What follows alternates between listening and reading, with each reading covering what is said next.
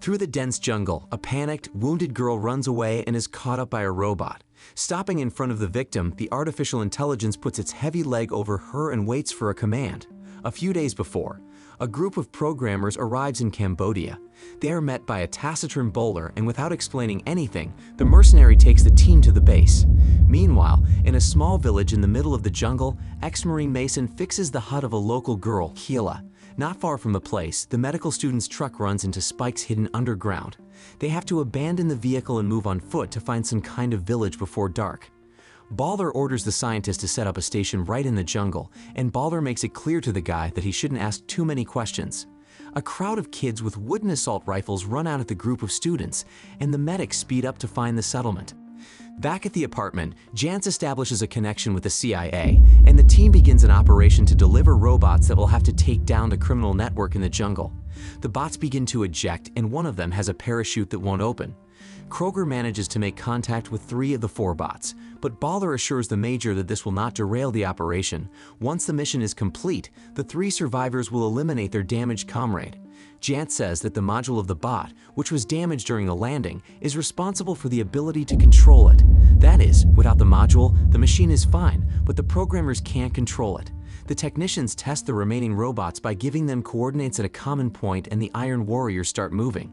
The students enter the village, but they are clearly not welcome. Only Keela comes out to meet the guests, but she too cannot understand the travelers, and Mason has to intervene in the conversation. The 3 robots successfully pass the test and arrive at the set point.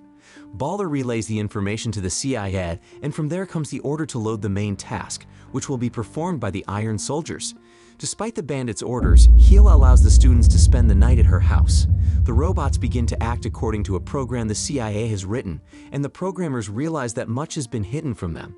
Meanwhile, the boys are playing in the woods, and behind one of the rocks they find a huge parachute, from under which strange sounds can be heard.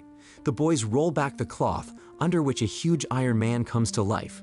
The robot notices a communication module in one of the boys' hands. The boy returns to his own, and the students are about to leave the village to return to the truck. But suddenly the bots open fire, not choosing who to shoot at and hitting both gangsters and civilians. 3 Iron Giants enter the village and sweep through the houses and get rid of everyone.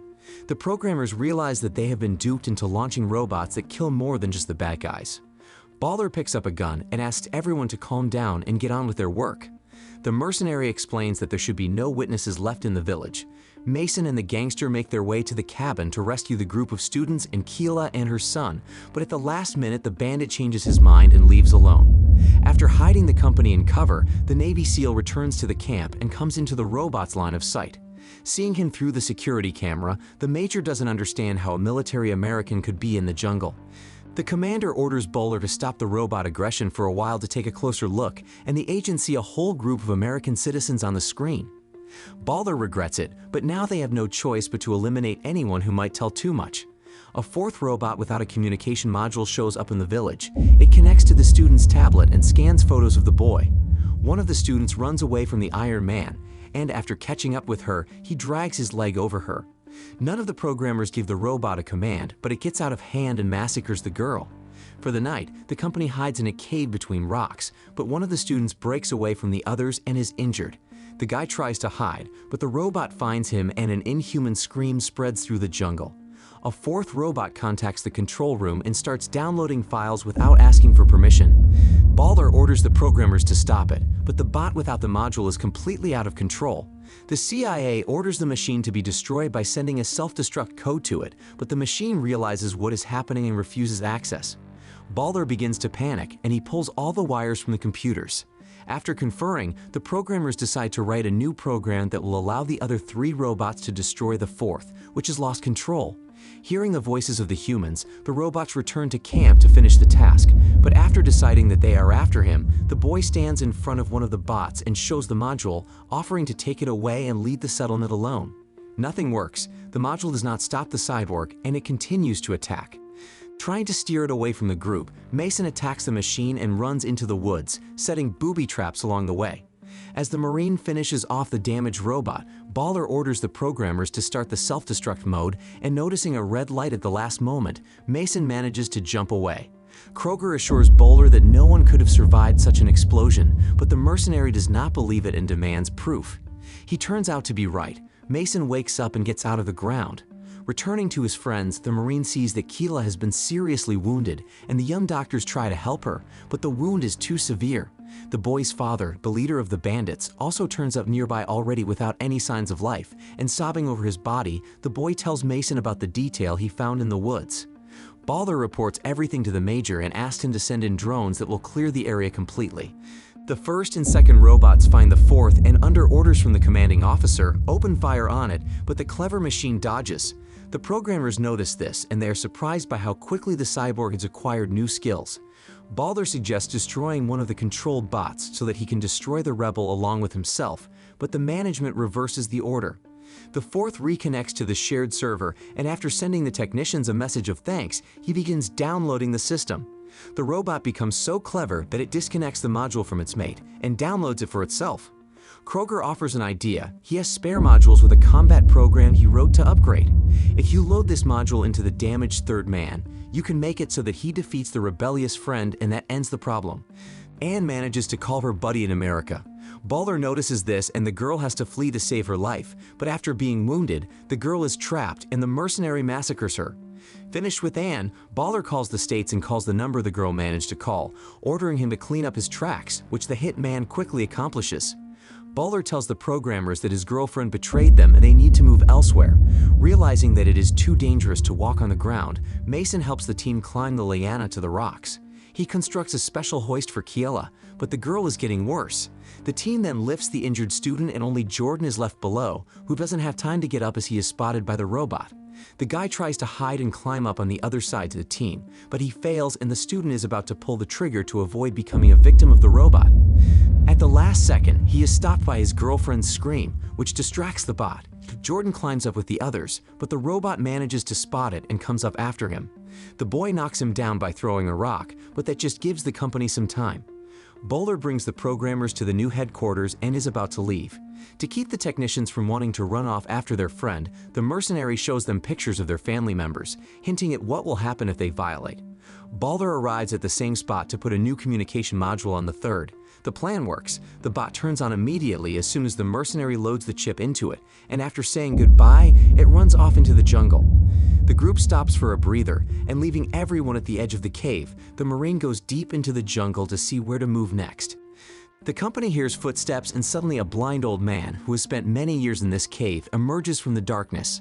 After moving the company to a more secluded corner, the Marine calls it quits to gather his strength for another dash. In the evening, Mason tells Keela about how he failed the mission and got the whole group killed because of him. After listening to her buddy, the girl asked him to take care of herself and her son, who no longer has any family left, as she senses her imminent passing.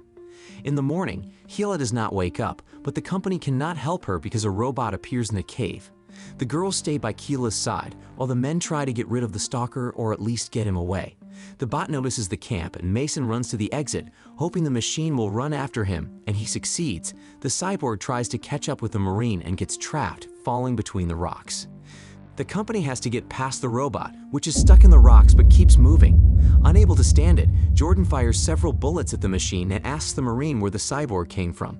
The SEAL has no trouble recognizing the military's MO and guesses that they just become inconvenient witnesses. Finally, the company emerges from the stone maze. The programmers contact their superiors and are promised a handsome reward if they complete the mission, but Jags writes a note to his buddy assuring him that they will not be released alive. Keela dies right in Mason's arms, managing once more to ask him not to leave the boy. The entire company mourns the girl who has saved their lives so many times. Keela's body is left in the ruins of a Buddhist monastery. Near the ruins, the group is found by a robot that managed to get out of a stone trap. Mason sends the boy and the students to the exit, and he asks Jordan to stay behind to lead the robot away. The boy finds no way out, and the company has to hide from the bot, while the Marine looks for a way to get rid of it. Finally, a way out is found and the group leaves, and a couple of minutes later the men run after them, confident that they have managed to get away. Balder stays in the jungle and pursues the third, hoping to help him get rid of unnecessary witnesses and a rebellious comrade. Kroger contacts the mercenary and tells him that all three robots are now nearby.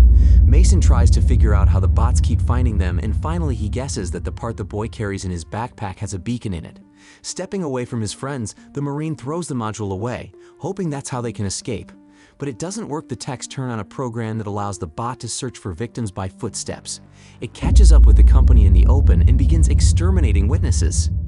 Mason saves the guy, but finds himself in the hands of the robot, and it seems that he is finished. But at that moment, the bot is attacked by his comrade and a separate battle begins between the cyborgs. There is a conflict between the technicians as well. Kroger demands that his buddy sees things through so that none of their relatives are hurt. Having finished with the robot, the Iron Man heads to Mason and asks for his name in a human voice. The Major watches what is going on, but the programmers have to disable it in order to prevent the rebel from downloading the entire system into himself. Another student finds himself the victim of a botched expedition, and the girls fall down beside his body, realizing that the guy can't be helped. Bot asks the Marine about his mission, trying to understand why he is putting the boy's life before his own. The robot asks if he, too, could be alive, but his philosophical musings are interrupted by the fourth surviving cyborg, and the machines are once again competing for power. Mason hurries his friends so they can leave while the cyborgs are busy with each other, but Baller shows up behind them. This time it's Jordan who gets hurt, and the Marine orders the guy to escape and save his friends while he fights back. Baller is about to pull the trigger, but the Marine persuades him to come out fighting like a real man. A bot comes to Mason's rescue and grabs the mercenary's leg, and he goes down. Everyone ends up in the same spot, and the CIA major orders the programmers to blow up the cyborgs to end it all at once. Kroger would love to do it, except the software won't let him. The Fourth himself activates self-destruct mode, alerting Mason so that he has time to hide his friends. Baller thinks he has time to deactivate the bomb, but a couple of seconds later the explosion still sounds. The CIA major is furious, but he realizes that he will not be turned away from participating in the terrifying ordeal. Also, the programmers notice that the Fourth did manage to download the data, but they don't have time to find out where, because the major gets rid of the technicians who know too much. The survivors make their way out of the jungle, mourning their fallen friends. Looking at the boy, Mason realizes he's done all he can.